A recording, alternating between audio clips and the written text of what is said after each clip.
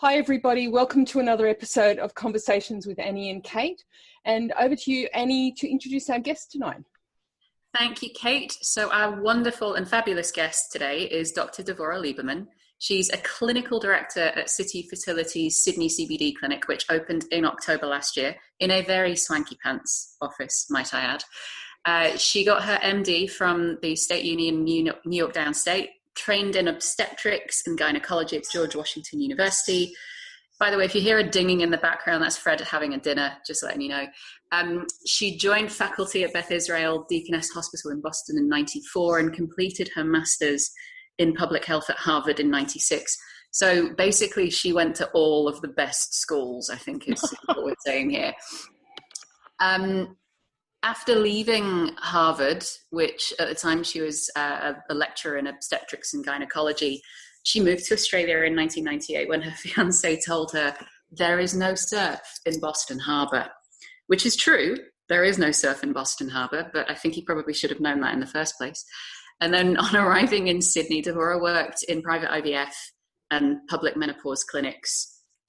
When, sort of looking through challenges and obtaining she had the challenge of gaining her Medicare provider number as an overseas trained doctor, which forced her out of the medical workforce for a few years, during which time she did something else equally impressive, which was being the Associate Medical Director of Women's Health at Organon. I might have said that wrong now, MSD. That's correct. Thank you. Responsible for pro-fertility, menopause, and contraception. So much wonderful experience. Then in 2003, she joined Guinea, which was Sydney IVF at the time, and returned to clinical work in IVF and miscarriage management. President of Family Planning at New South Wales for 12 years, is a past president of Sexual Health and Family Planning Australia, and director of the Fertility Society of Australia for 8 years as well. And not to say that all of that isn't massively impressive, she's also co-authored a book called Empowered Fertility, a Practical 12-Step Guide, which she wrote with life coach Claire Hall. Welcome, Devora. Thank you very much. Now, first question, what are you drinking? I am drinking gin and tonic, Tanqueray and tonic, to be precise. Excellent. And why Tanqueray? Well, I drink Tanqueray. Actually, I never drank gin and tonic until COVID, and then everybody started drinking quinine because they thought it was going to protect them. Okay. And my grandmother was a Tanqueray drinker. She always had Tanqueray martinis, straight up with a twist. And she lost her mother to the 1918 flu pandemic. So I feel like we've kind of come full circle now in 2020. So that's why I'm now drinking Tanqueray. Got it. It's a good gin. I am on, what am I drinking? It's an Italian red, a Rosso Vero Primitivo, one of those. It is very good. I got it from one of the little wine shops around the corner from me here in Balmain, and it's on offer, and I think I might go back and buy some more. It's that good. How about you, Kate? Does Fred like it? Fred, no, not so much. She's usually more, she likes cider. I think it's maybe I can understand that. A bit of sugar and a bit of fizz. Yeah, my dog Roy used to like beer. Oh, there you go. All right, Carruthers, tell everybody what you're drinking. I am drinking a can of Gordon's gin and tonic because I am in the office and I realized that we had this, so I went and bought it. I've got 2 cans of it because I might need it because it's been a hell of a day. And we've got no glasses, so I'm drinking it out of this nifty, funky coffee mug. Thanks, Barbara. What can I say? You are the epitome of style and grace right there, Kate.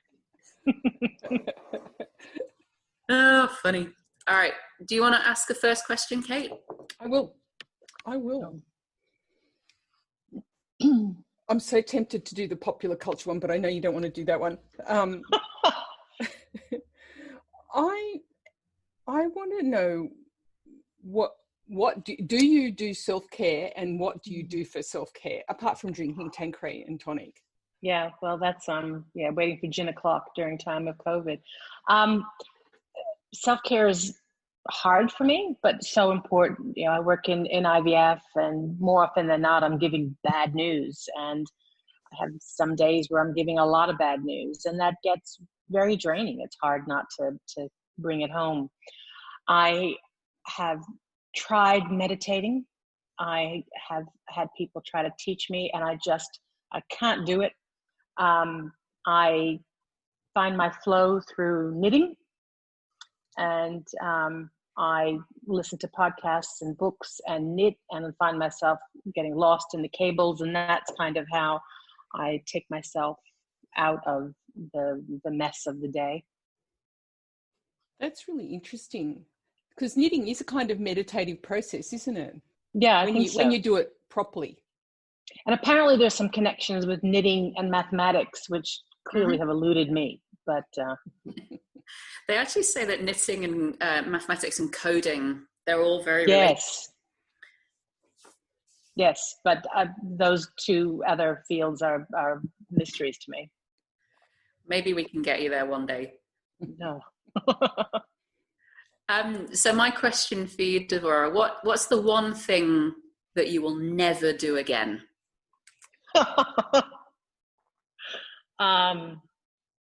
Never do again. Eat the worm at the bottom of the bottle of tequila. Yeah, no, you should never do that, people. No, I don't have too many regrets about things that I've done. It seems to all work itself out eventually. And when was the last time you actually did end up eating the worm at the bottom of the tequila bowl? Oh God, I think I must have been at uni a very long time ago. And I actually do like tequila. It's my preferred drink of choice, actually. Interesting. I know quite a few of my girlfriends love tequila too. I think my experience of tequila at university was so, the whole just slam it down and shove some salt and lime down your throat and hope for the best.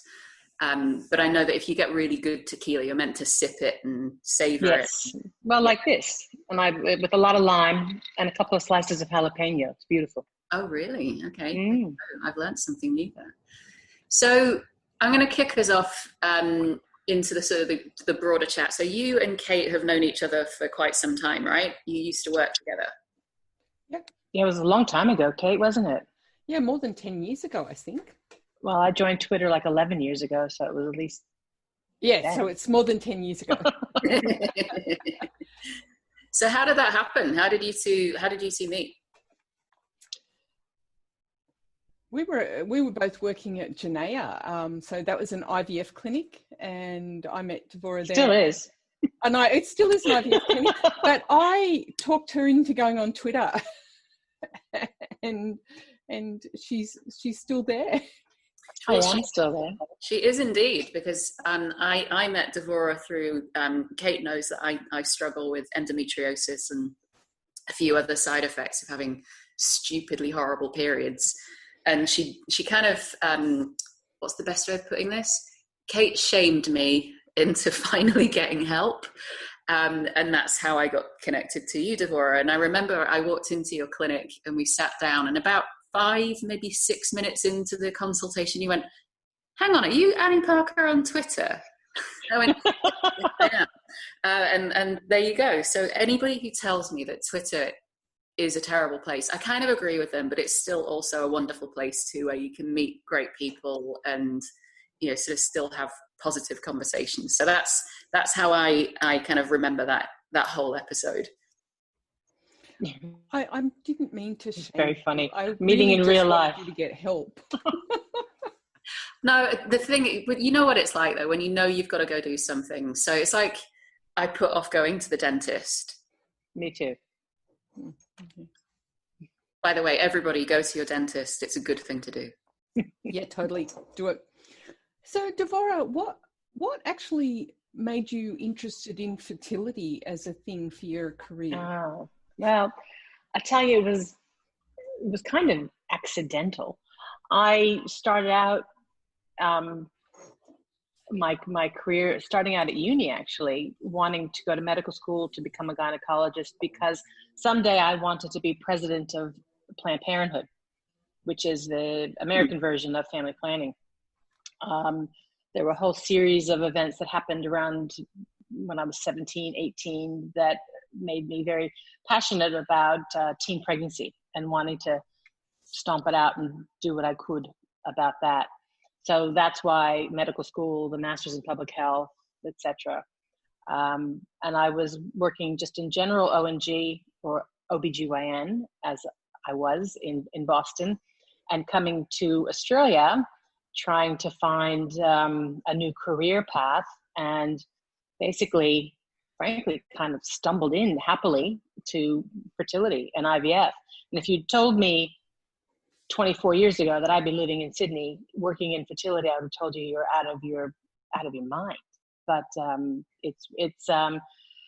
it's become now a passion and my life's work, really. So I'm very grateful for that change and the ability to embrace that.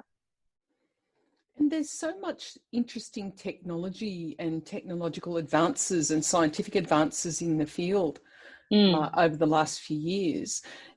But you mentioned earlier that you're still often delivering bad news. Yeah. We will always be bumping up against the inefficiencies of human reproduction and how absolutely horrific we are as a species at reproducing. I used to say when I was the chair of family planning that I make babies by day and prevent them by night, because we had our board meetings at night. But I heard a fascinating statistic once that human beings are 100,000 times less efficient at reproduction than sheep. Wow. So it is far easier to make a lamb than a human. Why is that? I just think human beings are very complex. And actually, I did an embryo transfer today, and we were looking at the embryo up on the monitor and just marveling at how this clump of cells knows how to make a baby with 10 fingers and 10 toes. Just extraordinary to me that it ever happens at all.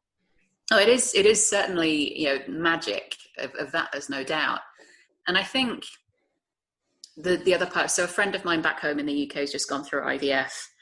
In the UK, you get one go of IVF on the NHS, which, that sounds fair. And thankfully for her, it worked on the first go. But that's not always true, right? IVF is not something that you can predict whether or not it's going to work. No, absolutely not. People surprise me all the time, both positively and negatively. People often ask me, what are the success rates? Well, how long is a piece of string? It depends on so many factors. We talk about age all the time, and age is certainly probably one of the greatest factors. But then there are male factors, there are anatomical factors, genetic factors, so many things that we can't control. And that's the hardest thing for people going through treatment. People have compared the trauma of fertility treatment to the trauma of going through cancer treatment. And I think that's very much true from what I can. Listening to my friend talking about, all the different ways she had to test herself and then inject herself. And, it's not just we put in an egg or a fertilized egg and hope for the best. It's a huge process, isn't it? Well, happily the physical process has gotten so much easier.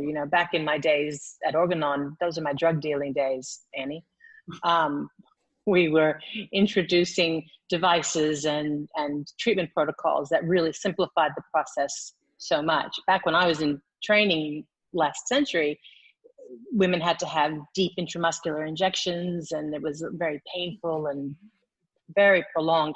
The treatment protocol has gotten a lot simpler, but I think the emotional side of things and the loss of control and the not knowing what the other side's going to look like, that hasn't changed.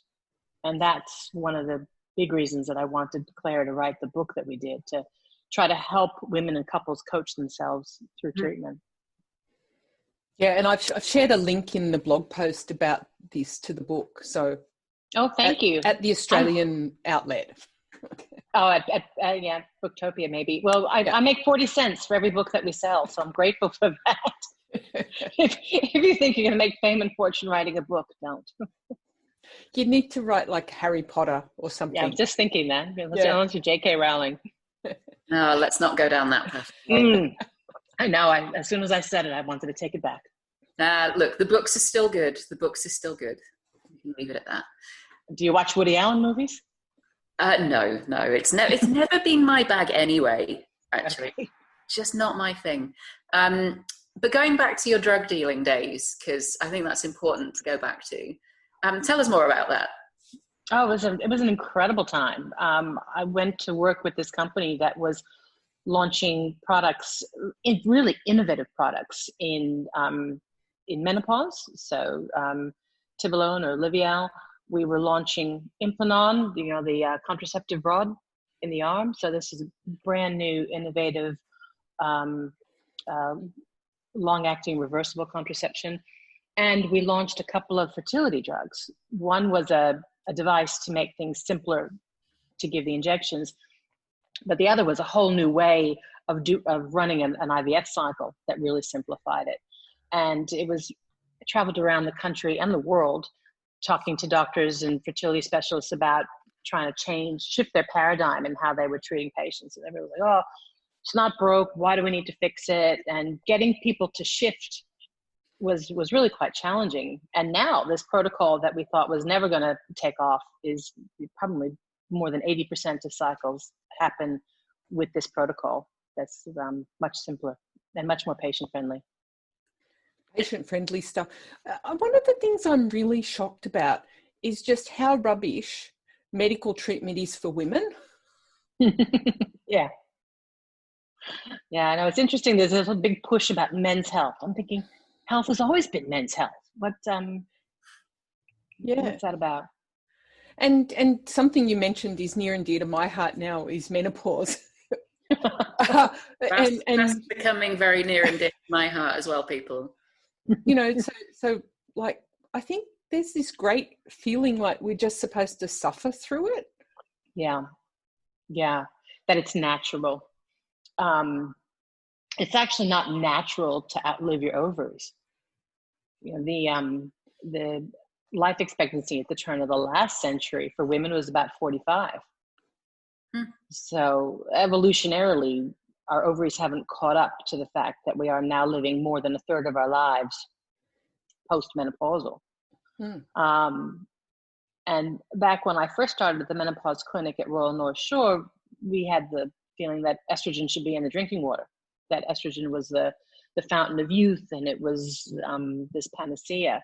And then along came the Women's Health Initiative, which you guys may be too young to remember this, but back in about 2001, this study came out showing all the horrors of hormone replacement therapy and increased deaths and blah, blah, blah.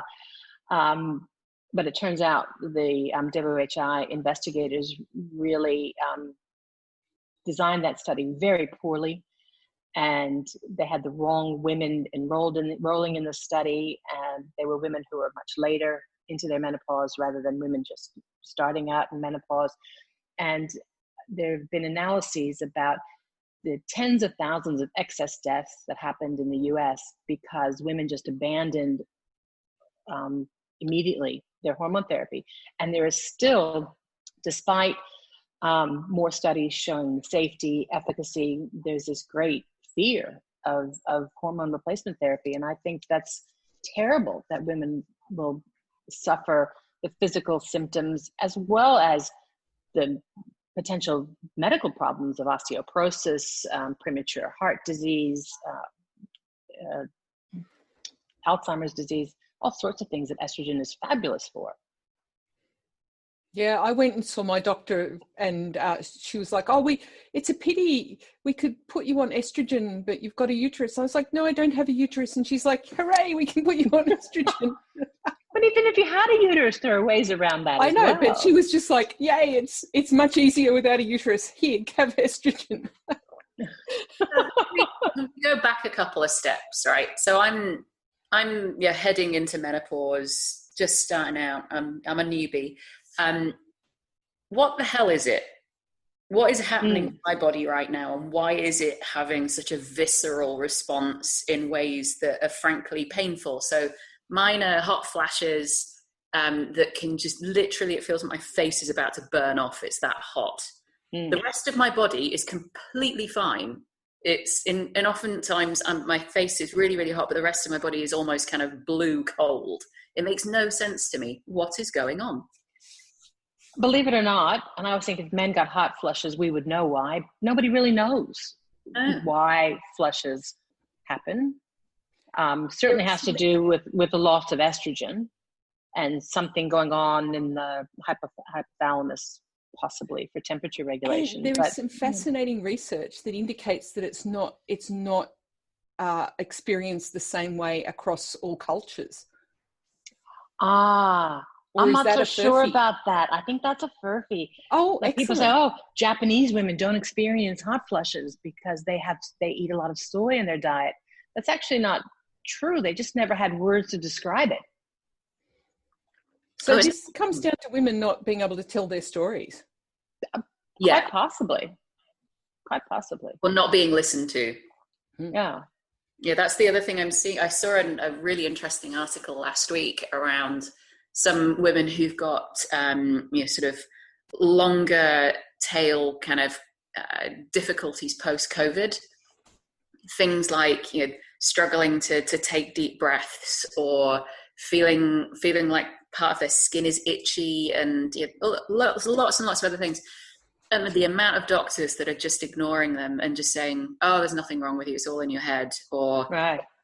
And I think particularly for things like menopause, even things like endometriosis, PCOS, a lot of the other conditions that are associated with menstruation itself, there's a reason why male doctors have been shit at diagnosing them. It's because they don't actually suffer it themselves. And the amount of research and dollars that go into it in the background, it being men's health versus women, is just staggering. I'm not sure that you necessarily have to experience something in order to have empathy and an appreciation for what someone's going through. But perhaps women tend to be more empathic than men. That was a very sexist thing to say, wasn't it? Well, no, it was at all. But it is fascinating to me how women are not listened to. You go to a male doctor and say, like I did with, I have irritable bowel syndrome. It's been diagnosed by a male gastroenterologist who finally said to me, yes, you do have irritable bowel syndrome. It's a real thing. Here's how we're going to treat it. But it was the first time in my entire life that anybody had ever listened to those symptoms and said, that's a real thing. And I was really shocked. What, that it was a real thing, or somebody listened to you? Both. Because I'd been told it was imaginary for so long, and have somebody, a top specialist say, yes, it's a real thing. It is a thing and we can treat it. Yeah. Well, certainly for menopause, the average age of menopause is 51, but a significant percentage of women will go through menopause in their 40s, and a smaller percentage even in their 20s.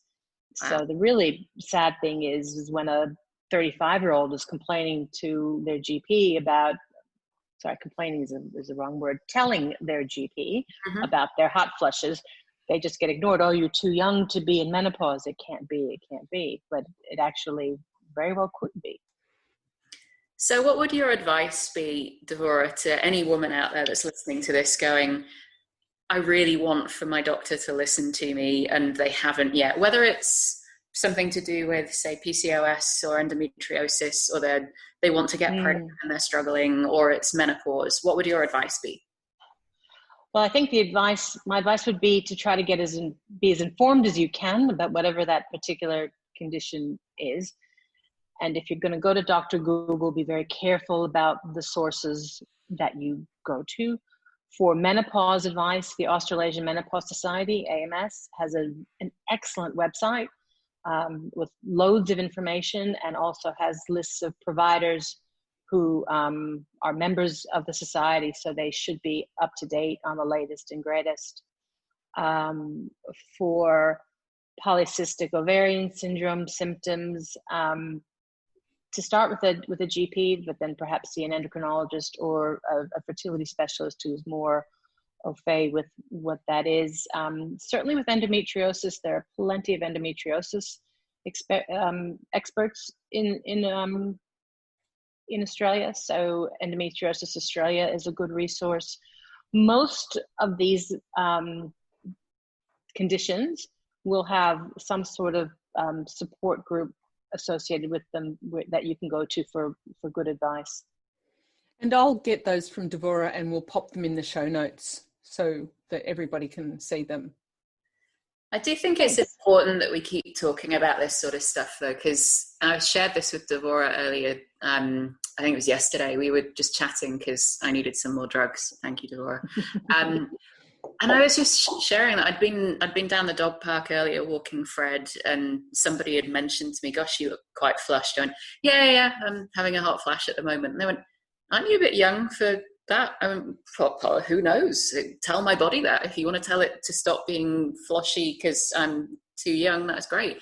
And then anyway, we started chatting, and then literally between 4 or 5 women, we went from me being sort of perimenopausal or menopausal quite young. I'm 43. That's kind of young on average. And then I shared that I'd had endometriosis. I've had 2 endometriosis hysteroscopies, so 2 operations. And then literally we went around the group: PCOS, endometriosis, a sister that had died of endometrial cancer, 2 women who'd had terrible menopauses. And it was just fascinating how quickly we went from Annie's got a red face to everyone sharing their story. So I don't know, I think there's something to be said for us talking more openly about this sort of stuff, so we make it less opaque, less scary, less, I don't know, thinking that you're alone. Absolutely. Did you know these women when you started talking to them, or was it? I know they're dogs. Okay. No, we know each other vaguely, and we pass each other in the street and we'd wave, but I wouldn't be usually sharing my medical history with them. No. Nobody's business. Do you get that as well, though? If you're oh my God, at dinner parties. Yes. What do you do? And I get regaled with I get horrific labor stories, hysterectomy stories. Yeah. I feel like I should send bills at the end of the night after everything I go through. Just say you work for the tax department. No one ever asks you any questions. That's a good idea. Conversation killer. No, then they'd want to know, well, what do I do about my negative gearing or something? Oh, no, I'm just a clerk in the tax department. I don't know. No.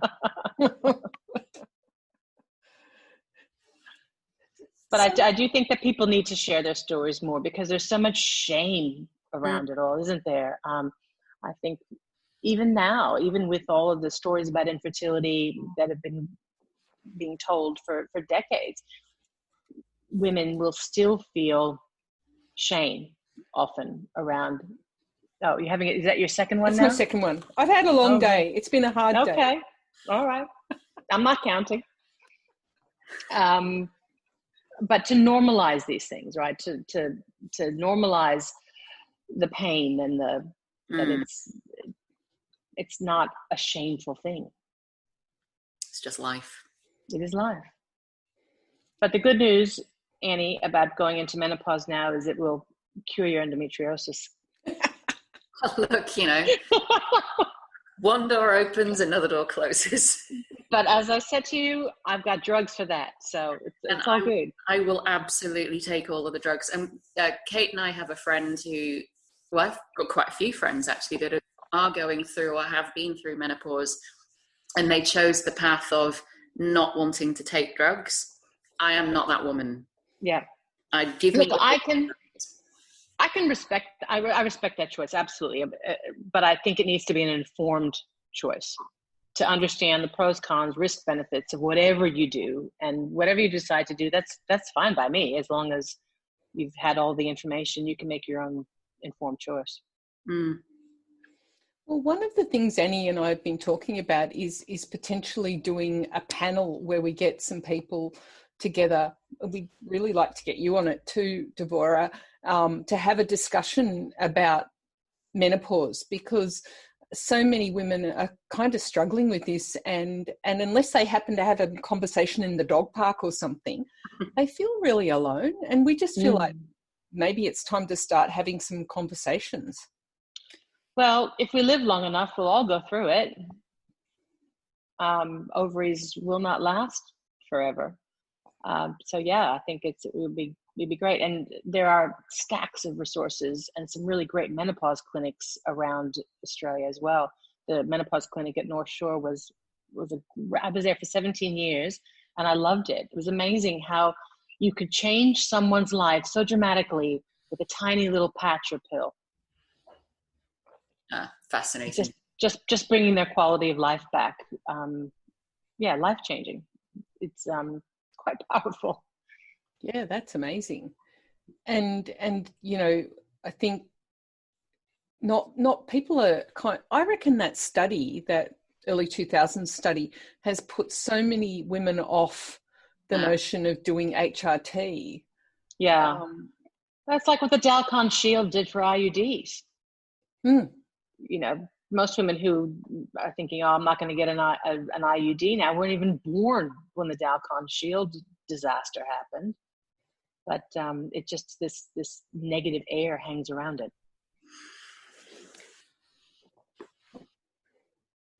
These things are always fascinating to me, how a weird thing in the timeline ends up completely screwing it for other people down the line. It's just interesting how easy that can happen, and oftentimes how it's a completely bogus piece of research that ends up, you know, sending things off down the wrong track. Well, look at anti-vaxxers. You know, that Lancet article that has been completely discredited, but has left us with a whole host of people who think that vaccines cause autism. And there's research papers or surveys, I think, from the US, where there's somewhere between 25 and 30% of American citizens who are saying that when a COVID vaccine becomes available, they will not take it. That's crazy.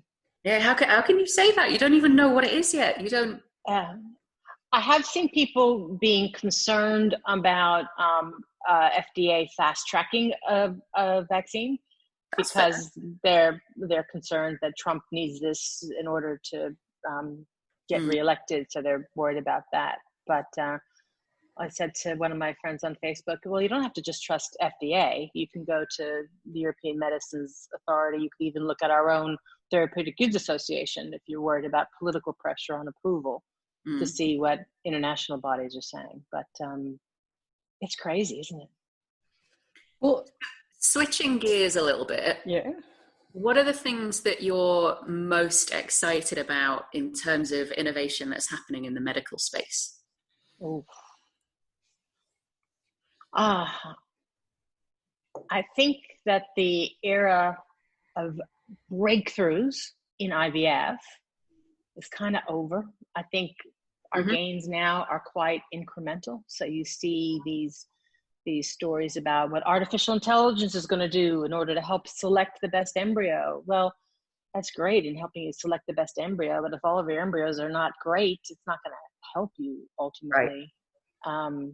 That's a big challenge. And I think that a lot of research gets overhyped. You know, when you have research comes out of university and the PR department does the press release, and they forget to mention that the subjects were mice, not people. It's problematic. But look, I think it's exciting but challenging times.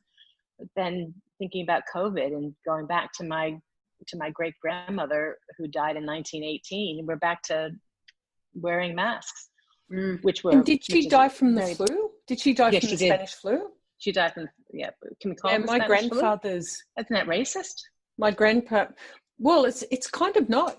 It's because it's called the Spanish flu because Spain was not fighting in World War I, and they had a free media and nobody else did. There was censorship in every other region, so it got dubbed the Spanish flu for that reason. Right. And that's why now they don't like to have countries' names on it. They give it a disease-specific name. I did not know that. Yeah, that's why. So Spain was probably the last place. The choices for the origination of the Spanish flu are America, Kansas, or France. Wasn't there Hong Kong flu once? Yeah, that was in the 60s. So, so that they've kind of moved away from this whole notion of naming it after a geographic location. Otherwise, Right. this one would be Wuhan flu. And that's why we have coronavirus 2019. Mm. But it's coming back to your grandmother, because my grandfather's parents died in that orphaning him. So Wow. it was a huge impact. And I've been researching, and they had all the same fights that we're having about lockdowns, about masks, and it's like we never learned anything. And after the Spanish flu, it was like there was this great forgetting. Nobody wanted to remember it, even though it killed more people than World War One. Wow. And then the depression would have happened not long after that. Pretty much. Yeah, I was listening about to a podcast, and they were talking about how the effects of this COVID are just going to be with us for generations. And probably it's more really so in the US. It's really interesting because there's research in America that shows the impacts of this kind of thing on areas that are already in poverty, much more marked than in rich areas, and you can already see it in the employment maps in Manhattan, and the Bronx and Brooklyn. You can see there are certain parts that are doing well and other parts that are in deep recession. Yeah, but look at which workers are actually essential. It's the lowest paid. That's one of the worst and most important, sorry, not worst, the most important things I think that's come out of COVID for me is just an appreciation for how much we rely on nurses and porters and cleaners and supermarket workers, people who perhaps before COVID we would have dismissed as perhaps not being, in the financial hierarchy of pay. They're not well treated, and bloody hell they should be. And I don't know whether we've learned the lesson yet. That's my frustration. Well, I was actually going to ask Devora, so obviously coming from America, and you're safely ensconced here in Sydney, mercifully, what are you looking at it, and how are you perceiving it?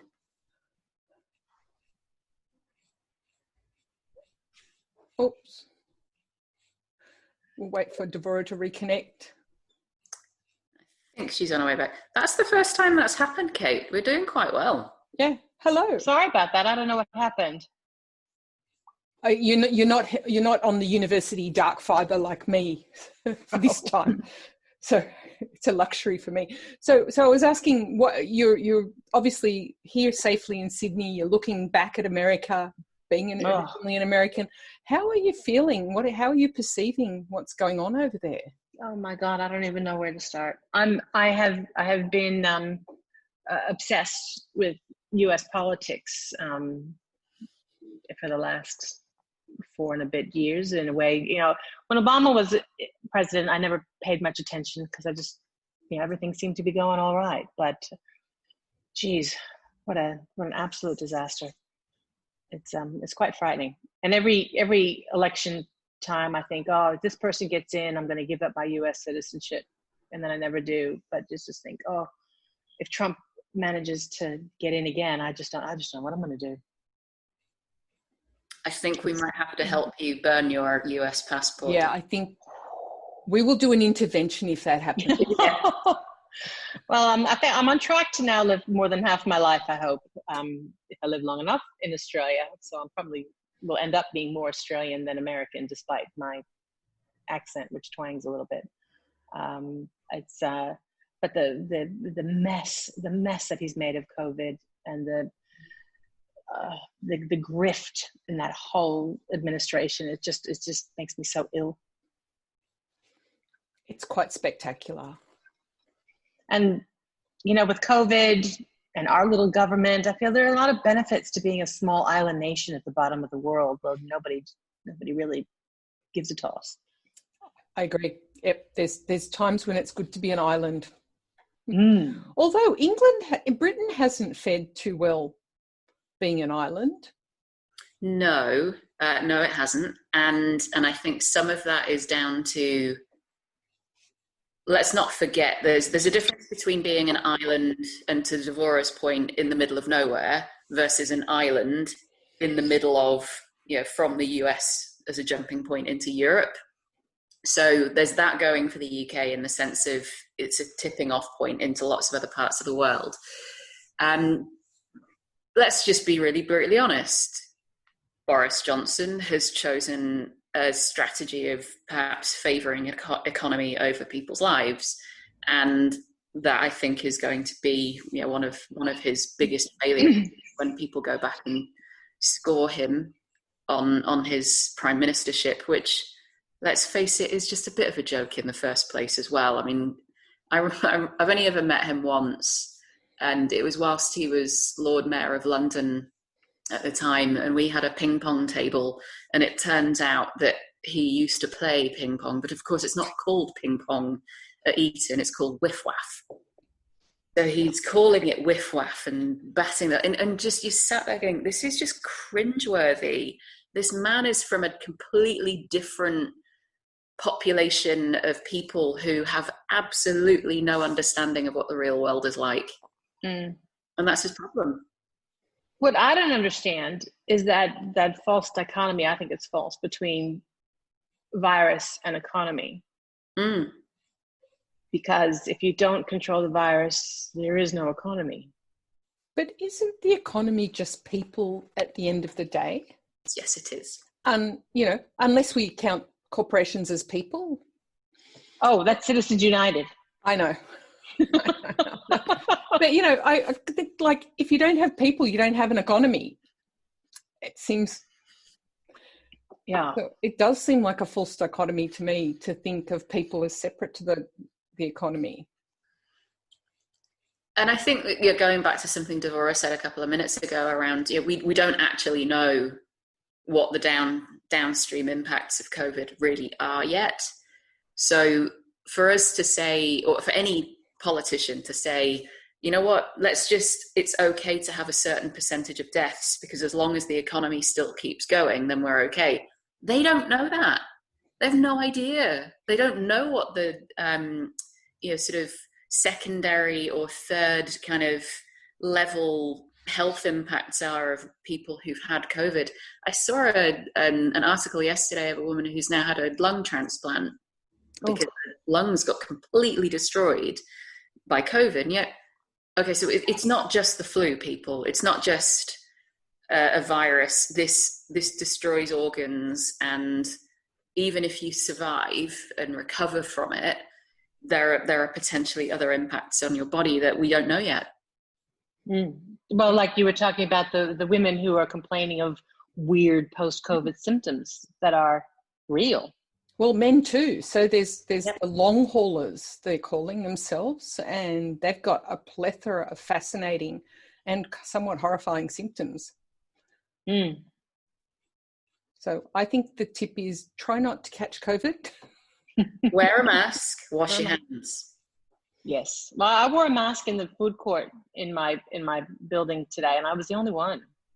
There were lots of people out and about. Wow. Yeah, I refuse to set foot in a supermarket without wearing a mask now. Yep. And I was talking to someone today who was saying that everybody at a god-awful hour this morning at Woolies had their mask on. So there are some people. Anyway, I think this is a pretty good time to call it to a close. Thank you so much, Devora. It's been really great. Oh, lovely to see both of you and have a chat. Look forward to that menopause panel. Yeah, let's do that. And one day in the after times we can catch up in real life for a real life drink. We will. Well, that would be amazing. All right. Thank you, everybody, for watching. Please remember to like us and leave us a good review because that would be nice. And we'll be back shortly. Thanks. Bye.